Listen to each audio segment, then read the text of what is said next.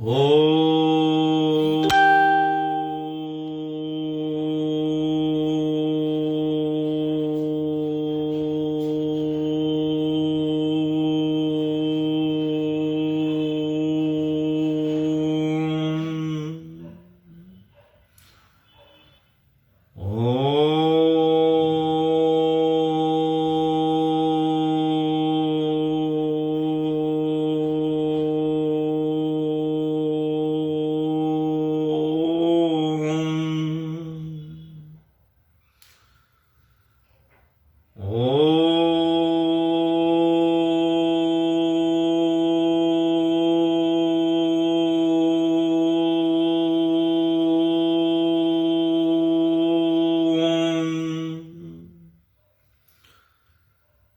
गुरु ब्रह्मा गुरु विष्णु गुरु साक्षात परमेश्वरा गुरु पार ब्रह्म स्वामी गुरुदेव महेश्वरा तुमेव माता च पिता तुमेव बंधु च सखा तुमेव विद्या च धर्मन् तुमेव मम देव वंदो चरण सरोज गुरु मधुमंगलाकार जय सेवत भवसागर से पार गुरु जी के सिमरन मात्र से नाशत विघ्नं तासे सर्वपरम ध्यावत है सब संत आप प्रगटे जगत में जीव का निस्तार ने शब्द नाव बनाए सुंदर जीव का को तारने नम्रता और दीनता से भेंट सदगुरु लीजिए मैं हूं शरणागत तुम्हारो दास अपना की बोल जयकारा बोल मेरे श्री गुरु महाराज की जय। आज 18 फरवरी 2022 अमृतवाणी सेवा ट्रस्ट एवं हरिहर सत्संग मंडल की तरफ से दैनिक सत्संग का कार्यक्रम आरंभ करते हैं। ध्यान से सुनियो कि अब महापुरुषों के वचन हैं, फायदा ही फायदा होगा और बहुत लोगों को फायदा हो रहा है। ये ऐसी एक दवा है जिसका कोई साइड इफेक्ट नहीं है। इन वचनों को सुनने से मन से सुनो, अनमने से सुनो, लेकिन कान में पड़ गए अगर आपके तो फायदा ही फायदा होगा। और इसका अनुभव हम ले ही रहे हैं। अब सारी जिंदगी जो है, जब इस चीज में रस में मजा आने लग गया, नाम के सिमरन में अच्छा लगने लग गया, अब दूसरा रस अच्छा ही नहीं लगता। एक बार भगवान के चरणों में लग गए और नाम के सिमरन में लग गए आप तो, और मक्खन की तरह अपने आप को बना लिया जो पानी के अंदर मिक्स नहीं होता जल में। तो इस तरह जो है फिर आप संसार में रहने के लायक हो गए। तो महापुरुष जो है इंसान को कमल की तरह कीचड़ में जैसे कमल खिलता है और जो है कीचड़ में ही रहता है, कि मतलब ये होता है संसार में रहकर कमल की तरह रहना। और इसी तरह जो है महापुरुष जो है इस धरा पर आते हैं और संसार में महापुरुष भी नजर आते हैं, लेकिन एक तो फंसा होता है और दूसरा उनको निकालने के लिए आते हैं।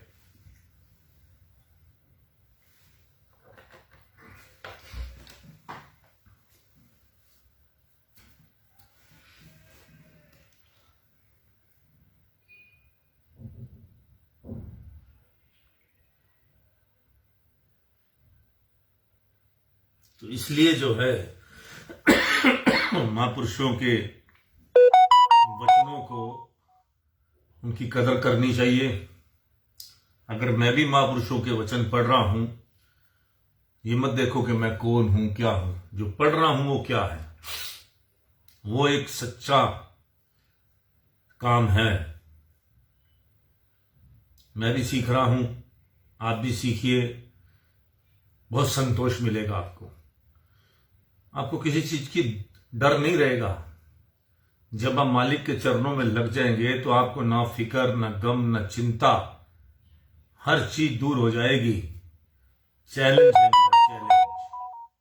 आज जो लोगों को डिप्रेशन हो रहे हैं, लोग कहते हैं मैं बोर हो रहा हूं। हमें तो कोई बोरिंग नहीं होती। जब बोरिंग होने लगती है तो अपने मालिक के नाम जप लेते हैं और उनके साथ बातें कर लेते हैं। What is the boring? Boring उनको होती है संसार के अंदर जो है, ये तो एक संसार है, जैसे जैसे आदमी के कर्म लिखे हैं वैसे वैसे सबने काम करने हैं। अपना कार्य करते रहिए सही नीयत के साथ और सही धर्म के साथ। बाकी इधर से सुनो उधर से निकालो, मतलब की बात यही है सिर्फ कि जो महापुरुष बताते हैं उन नियमों का पालन करो, उनका संग करो, सत्संगी बनो। बस अपनी संगत, एक भी संगत में ऐसा आदमी नहीं होना चाहिए जिसकी नेगेटिव थिंकिंग हो, उसके पास बैठना भी नहीं चाहिए। जो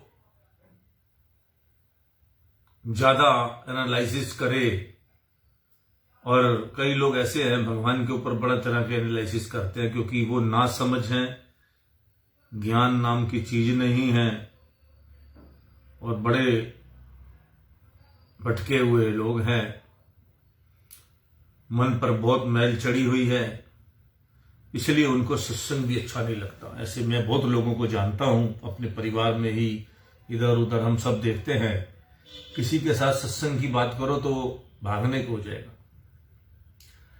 अच्छी बात करो तो सोचते हैं यार ये तो पागल है, या ये ठग रहा है, या कोई ऐसी भगवान की बात कर रहा है, या क्या कर रहा है, उसको मतलब कि भागने लग जाता है भगवान का। मैंने बहुत जगह जो है किसी को उठाना हो ना, किसी को वो आपको तंग कर रहा हो तो कुछ सत्संग की बात छेड़ दो, भाग जाएगा।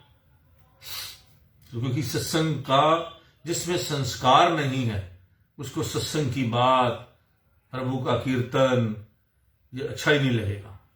अगर वो बैठा भी होगा जबरदस्ती, अब लोग किराया में जाते हैं या ऐसे जाते हैं, किसी ने पाठ रखवाया हुआ है अपने रिश्तेदारों के घर में। अभी आपके आजकल के नया रिवाज चला हुआ, देखा होगा आपने कि इधर से वो माता की बेटा गा रहा है, चौकी लोगों ने रखवा रखी है और चौकी की तरफ ध्यान नहीं है, लोग उधर स्नैक्स चल रहे होते हैं, और कोई और जो असली चौकियां हमने शुरू से देखी हैं उसके अंदर कुछ नहीं होता ऐसा। अपना नियम से सब कुछ होता है, खत्म होगी तो प्रसाद बटेगा, उसके बाद खाना होगा। और आजकल क्या है कि कोई लोग ने अपना एंजॉय समझते हैं इसको, कोई ध्यान नहीं भगवान का। पर ठीक है, वातावरण शुद्ध हो जाता है थोड़ी देर के लिए, उधर से बेटा गाने वाला बेटा गा रहा है और ताली बजाने वाला ताली बजा रहा है, और सुनने वाले जो हैं उनको सजावट और इधर ध्यान होता है। असली भगवान का ध्यान किसी का भी नहीं। अगर 100 आदमी बैठे हैं तो मैंने कहा 100 में से एक आदमी होगा जो भगवान, जो माता को चौकी में बैठ के या किसी सत्संग में ध्यान होगा। तो इस तरह करके जो इंसान जो है वो भटकता है।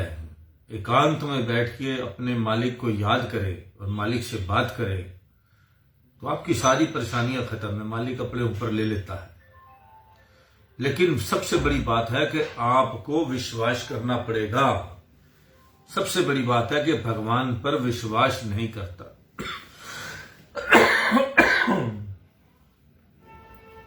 पहले एक भजन चलता था, जिसने सिदक तेरे ते रखे और ने सब कुछ पाया है, वो तो मलदे रह गए तलियां जिन्होंने सबर ना आया है।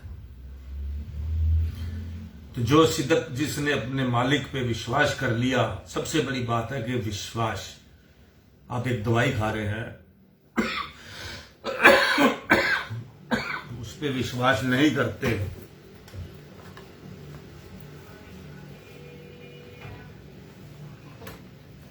ये दवाई जो है आपको अनमने ढंग से खाते हो, वो दवाई इतना असर नहीं करेगी, आपको फील नहीं होगा, असर तो करेगी। इसी तरह जब तक आपको भगवान पे भरोसा नहीं होगा, भगवान पे तो इतना भरोसा होना चाहिए, इतना भरोसा होना चाहिए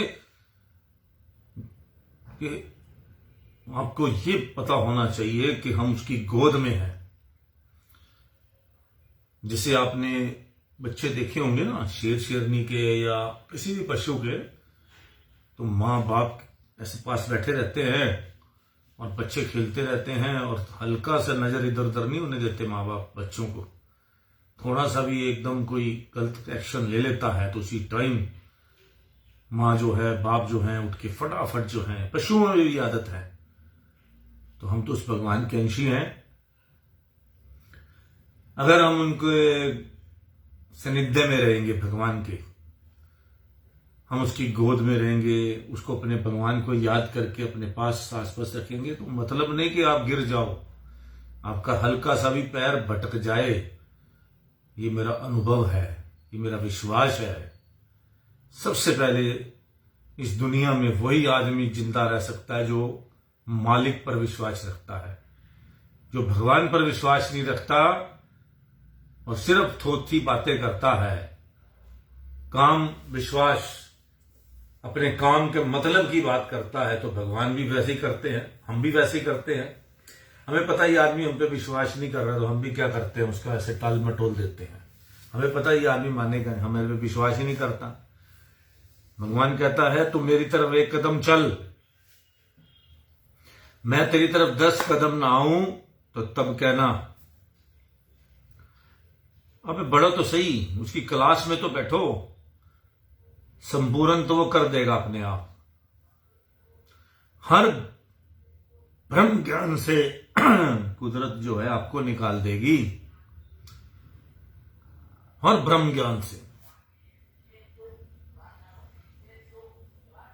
टोने टोटके ये वो सब चीजों से निकाल देगी। और कुदरत ने अगर कुछ करवाना होगा तो खुद ही अपने आप करवा देगी। जब एक को मानो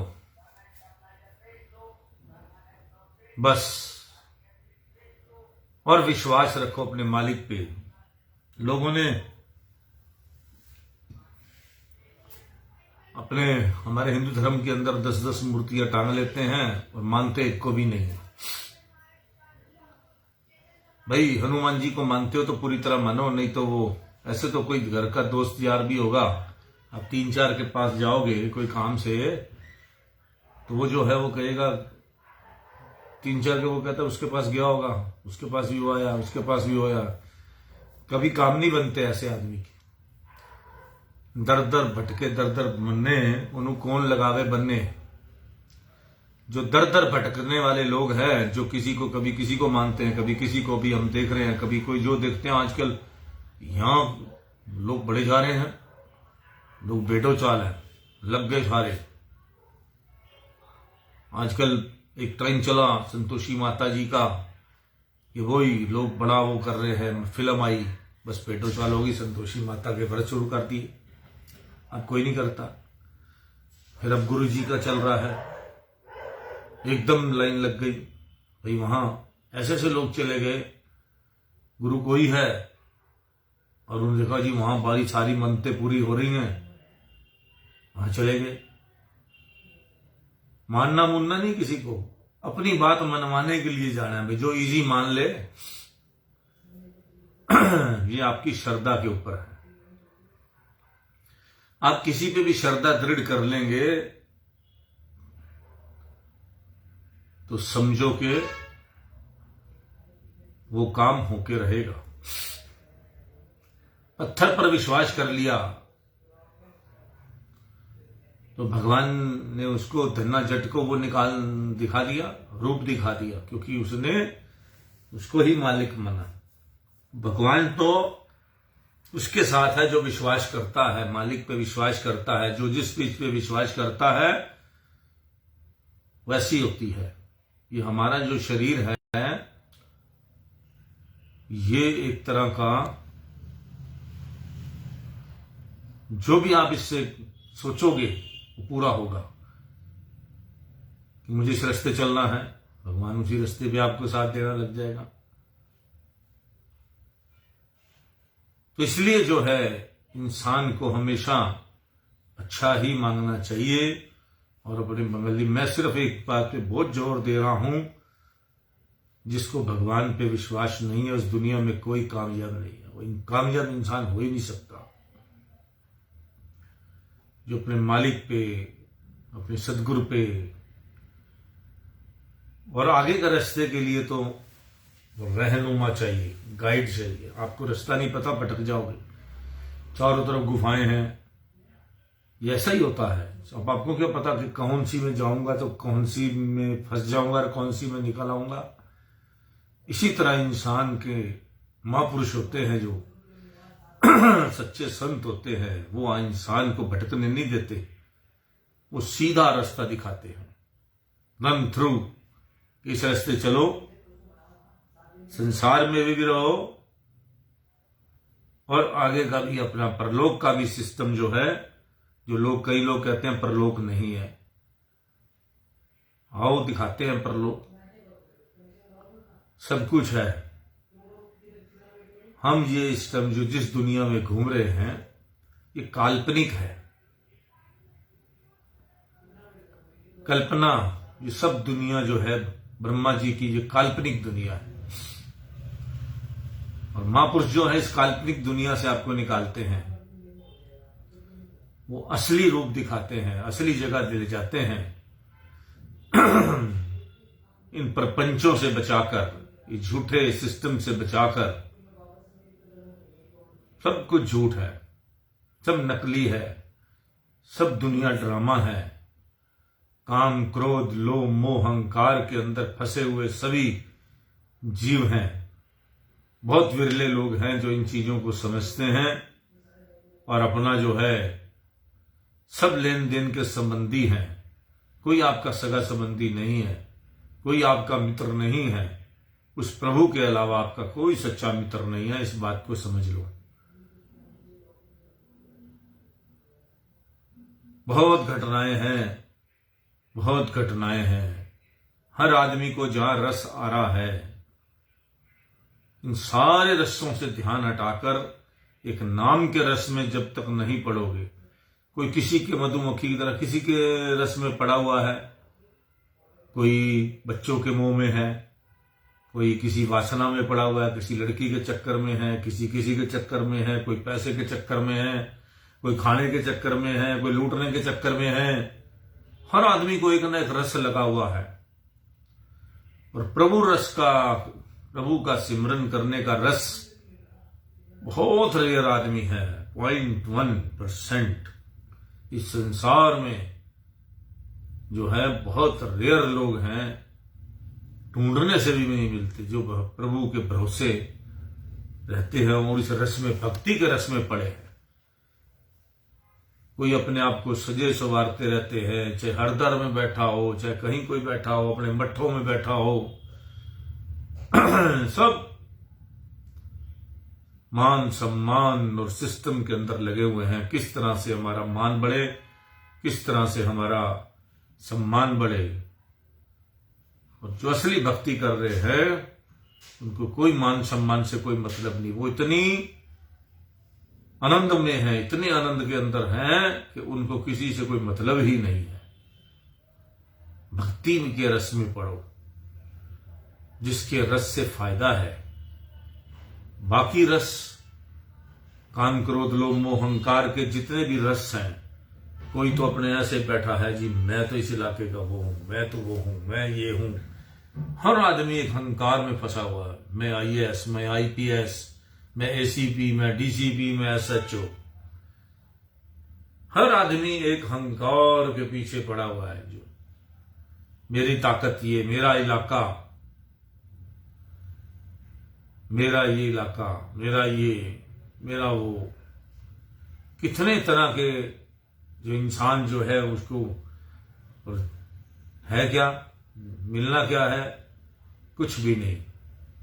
साक्षात देवी थी जो सरस्वती मां लता मंगेशकर, उसकी कल मैं बातें पढ़ रहा था।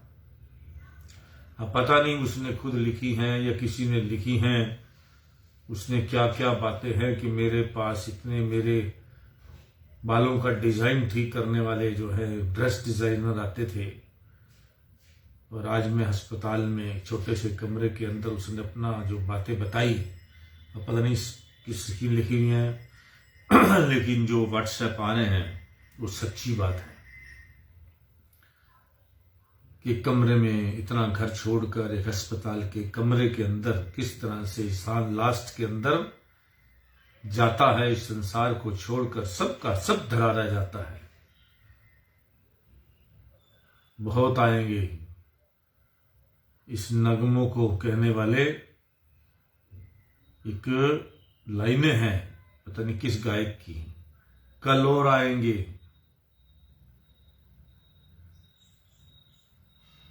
नगमे गाने वाले, कुछ मुझसे बेहतर कहने वाले, मुझसे बेहतर तुमसे बेहतर सुनने वाले। उसकी लाइनें सुनो आप। मैं सुन रहा था कल एक गाना, मुझसे बेहतर कहने वाले, तुमसे बेहतर सुनने वाले,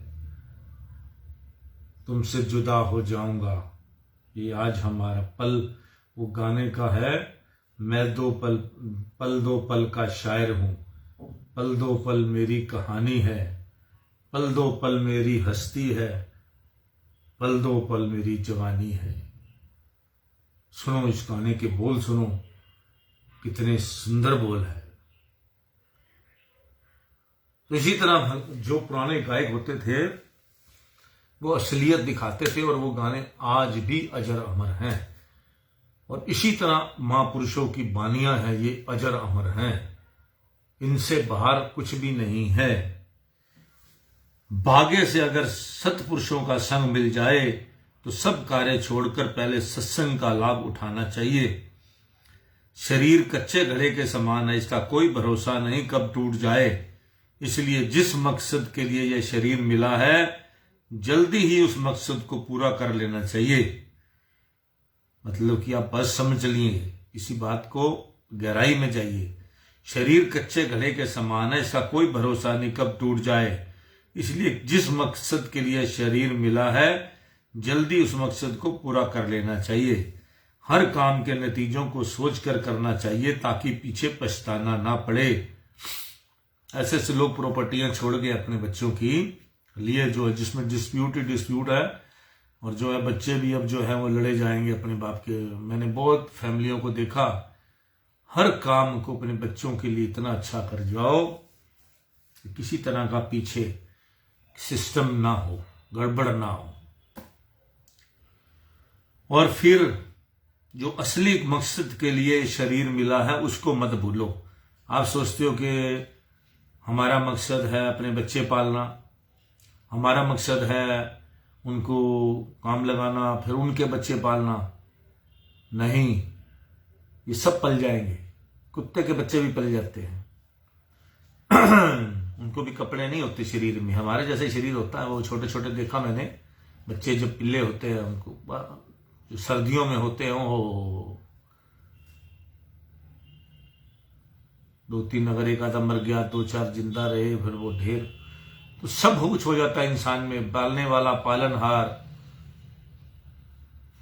एक मैं आपको बात बताता हूं, इंसान का किस्मत क्या होती है। मुझे पता नहीं था कि ये कुत्ते कहाँ मिलते हैं। बहुत छोटी पुरानी बात बता रहा हूँ, 20-25 साल पहले एक अफसर ने मुझे कहा कि मुझे कोई डॉग चाहिए। मुझे क्या पता, मैं तो यहाँ एक जगह है वहां पे वो सड़क पे बेचते हैं। मैं उनसे एक कुत्ता लेके अफसर को अब कराया, तो वो क्या था, वो सड़क छाप कुत्ता था, उसकी कोई ब्रूडर नहीं थी ऐसी आवारा, लेकिन वो छोटे छोटे सुंदर लगते हैं। मैं उनको दिया और बाद में मैं कई टाइम बाद गया तो मैंने कहा जी वो कुत्ता कहाँ गया। देखा तो देख के मुझे भी शर्म आ गई कि देखो ये कुत्ता तो वो वाला है जो सड़क से, वो भाई ये तो सड़क वाला लग रहा है, इसकी तो कोई ब्रीड ही नहीं है। और मुझे नॉलेज भी नहीं थी इस बात की कि जर्मन शेफर्ड होता है या कोई बुलडॉग होता है या कोई क्या होता है। मैं तो ऐसे सड़क पे कोई बेच रहा था, लेके दे आया 300-400 रुपए का। तो देखो, चाहे उन्होंने अपना उस चीज को नहीं देखा कि ये कैसा है, ब्रांड क्या है, ये है वो है, कुत्ता कैसा है, उन्होंने पाल लिया। अब देखो एक कुत्ता तो सड़क वही कुत्ते थे, सड़क छापी। एक तो पला अमीर के घर में जाके, अफसर के घर में, उन्होंने फिर वहीं रख लिया अपने कोठी पे ही, चाहे वो सड़क छाप था कुछ भी था, उन्होंने अपना वो पाला। तो कुत्ता तो वफादार होता ही है, तुमसे प्यार हो गया, सड़क साफ था या नहीं था। तो इंसान का क्या सिस्टम होता है, कौन कहाँ पलता है, कौन कहाँ पलता है, जिससे लेने देने के संबंध होते हैं और कैसे कैसे जो है वो अपने आप ही चले जाते हैं। कारों में घूमते हैं कई, तो जन्म मिल गया कुत्ते का, लेकिन घूम कारों में रहे हैं। कर्म ऐसे है।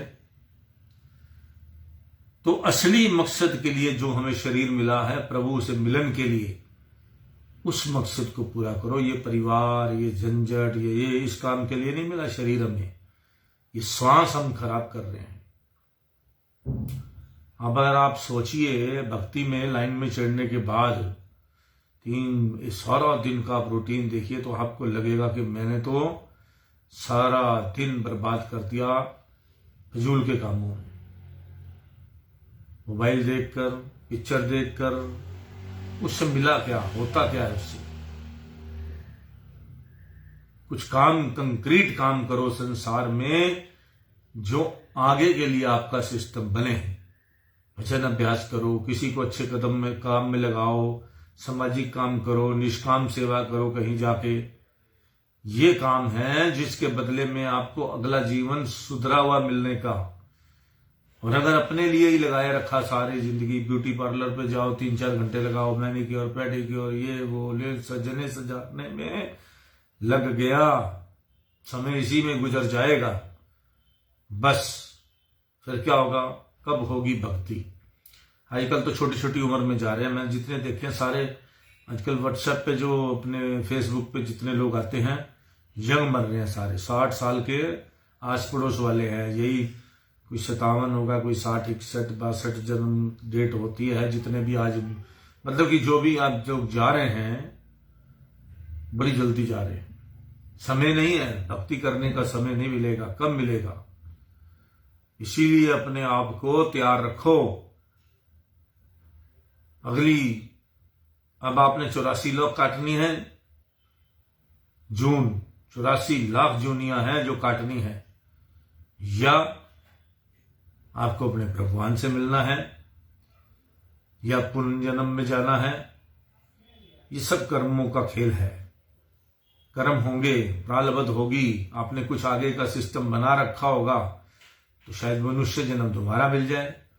जब होगा ही नहीं, पशुओं वाला काम कर रखा होगा, तो फिर 84 लाख योनियों में जाना पड़ेगा। और फिर उसके बाद जो है, उन योनियों से आपको बस चक्कर काटे जाओ। कभी कीट पतंगा बनो, कभी पशु बनो, कभी ये जो जितने तरह का सिस्टम है नेचर का, कभी सूक्ष्म कीटाणु बनोगे, कभी कुछ बनोगे। कितनी 84 लाख योनियां हैं, 84 लाख। तो सोचो कि आप इसमें से निकलोगे, तब जाके आपको जो है फिर मनुष्य जन्म मिलेगा। वो भी इतने सिस्टम के साथ इकट्ठा करके। उसके बाद फिर किसने क्या काम करोगे, संस्कार होंगे तो कुछ मिलेगा, नहीं होगा तो किसी ऐसे वैसे घर में जन्म लोगे, जहां फिर वो आप देख ही रहे हैं कि मनुष्य जन्मों के अंदर भी जो है, मनुष्य बुजूनी के अंदर भी कोई राजा है, कोई भिखारी है, कोई गरीब है, कोई अमीर है, कोई रिक्शा चला रहा है, कोई कुछ कर रहा है। तो इस जन्म में भी, मनुष्य जन्म के अंदर भी कई तरह की प्रॉब्लम्स है, कई तरह के जन्म हैं, कई तरह के काम आपको करने पड़ेंगे। कोई गंदगी उठाने वाला है, कोई कुछ है, कोई कुछ है। अब आपको देखना है कि मुझे बनना क्या है। जन्म तो हो जाएगा, प्रारब्ध होगी नहीं, लेकिन मनुष्य जन्म का चलो कोई ना कोई आपका बचा होगा कर्म, तो मनुष्य जन्म बन जाओगे। लेकिन किसी अच्छे घर में जन्म नहीं ले पाओगे संस्कारों के बिना। ये मैं सच कह रहा हूं। तो इसलिए ऐसे संस्कार बनाओ अपने, ऐसे कर्म करो, ऐसे निष्काम सेवा करो। हमेशा मन में त्याग की भावना होनी चाहिए कि मेरे को भगवान चाहे ना देना, सामने वाले को जरूर देना।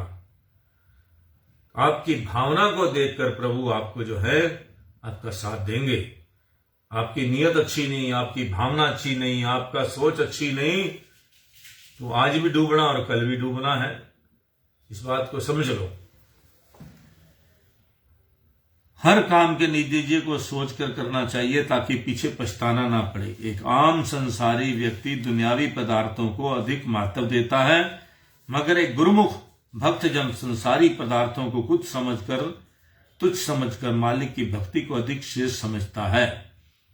जिस मनुष्य को अपने पर भरोसा नहीं, वह किसी कार्य में सफल नहीं हो सकता।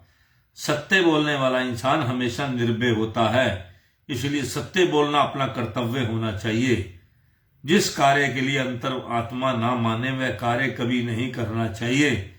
जो व्यक्ति मालिक को हाजिर नाजिर समझकर काम करता है, वह हमेशा बुराइयों से बचा रहता है। अगर आपको पता है कि मेरे हर कर्म जो है मालिक देख रहे हैं, तो आप गलत काम नहीं करोगे, बचे रहोगे। जो काम शक्ति से नहीं हो पाता, वह काम नरमी और प्रेम से आसानी से हो जाता है।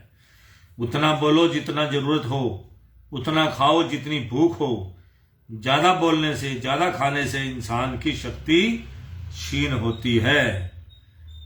कहने मात्र से मनुष्य की भूख नहीं मिटती जब तक कि भोजन ना करे।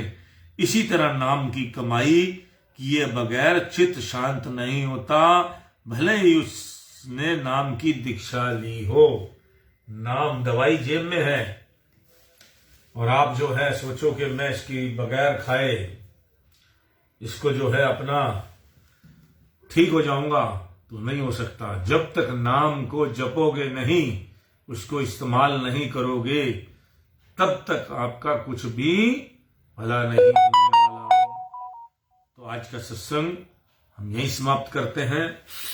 इस सत्संग को बार बार पढ़िए। मेरा अपना सत्संग नहीं है, ये महापुरुषों का सत्संग है। उन्हीं के आज्ञा से, उन्हीं के बताए हुए मार्ग पर हम चल रहे हैं, वही सत्संग है। आप भी जब आपके अंदर जो होगा वही निकलता है। अब हमारे अंदर यही भरा हुआ है, हमारे अंदर यही निकलेगा। इसलिए जय सच्चिदानंद, राम राम, सत श्री अकाल। नाम जपो, अच्छे काम करो। समाज के अंदर ये मत देखो कि मेरा प्रशंसा मिले, बस काम करते रहो। हर आदमी को सलाह भी अच्छी दो, और खुद भी जो है ज्ञान प्राप्त करो। अच्छी अच्छी पुस्तकें पढ़ो, अच्छे अच्छे महापुरुषों की सत्संग की किताबें पढ़ो। आजकल तो सोशल मीडिया है, हर चीज पढ़ना आसान है। और आप इसी तरह जो है अपना जीवन को सफल करो, अपनी जो है आत्मा को पवित्र करो, तभी ये जन्म सफल है, तभी दुखों से छुटकारा है। नहीं तो पड़े रहोगे वेंटिलेटर पे। जय सच्चिदानंद।